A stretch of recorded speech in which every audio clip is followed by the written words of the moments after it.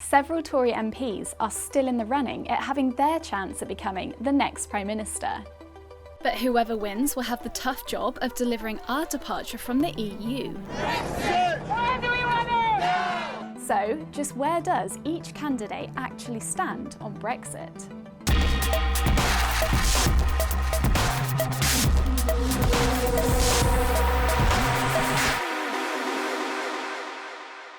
Brexit, Brexit, Brexit. It's the only thing our next PM will be consumed with, leaving on the 31st of October.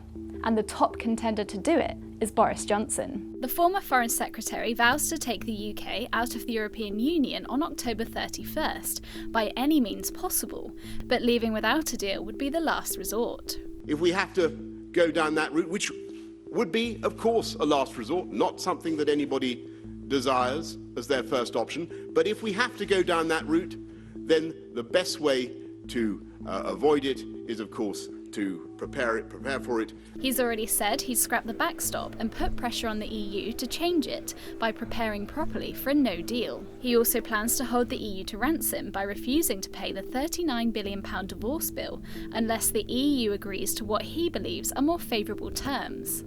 Boris has also vowed to put Nigel Farage back in his box to keep the Conservative Party safe from extinction. Can we find a leader now who can beat Jeremy Corbyn and deliver a sensible Brexit that fights off the threat from the insurgent Brexit Party? And I have to say that that is the job that I believe I'm best suited to do today. The charismatic contender remains a divisive figure among Tory MPs who question his previous controversial comments, but he insists that he's the right person for the job.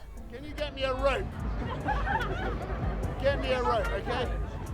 One of Boris's biggest rivals is Foreign Secretary Jeremy Hunt, who wants to avoid crashing out, which would be what he calls political suicide, and instead strike a deal with Brussels, despite the fact the EU have said the one already on the table is not up for renegotiation.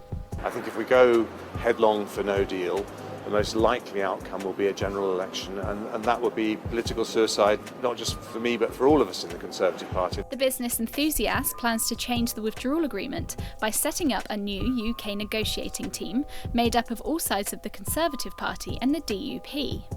I believe that if we show determination, ingenuity and confidence, there is a deal to be done. Another top contender is Environment Secretary Michael Gove.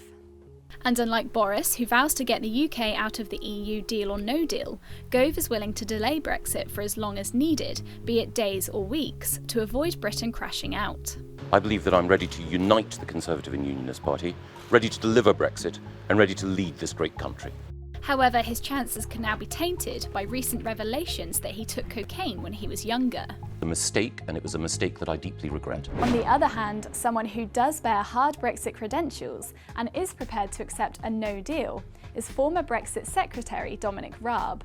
He wants to push what's called the Malthouse Compromise, which essentially means getting rid of the backstop and replacing it with alternative arrangements, as well as exchanging annual financial payments to the EU for a 3-year transition period that could allow for enough time to negotiate a free trade agreement. With our white paper, with the negotiations in Brussels, we're striving to get the best deal. And I'm confident that with goodwill on the other side, with the detail, with the ambition we've shown, we get that deal done. Meanwhile, Home Secretary Sajid Javid believes his Brexit plan is the most credible, but has positioned himself as a firm Remainer. On Brexit, Javid plans to get a revised deal through Brussels and hopes to renegotiate the Irish backstop by creating a digitised border on the island. This is a system that he insists could be working within just a few years if both sides were willing to work together. We need to understand that we won't deliver on the referendum result simply by leaving the European Union. Another vote Remainer, who has since identified himself as a Brexiteer, is Rory Stewart. The newly promoted International Development Secretary declared his bid to stand as PM in the hope to avoid crashing out, and instead implement his plan to create a citizens' assembly to help Parliament reach a deal with the EU.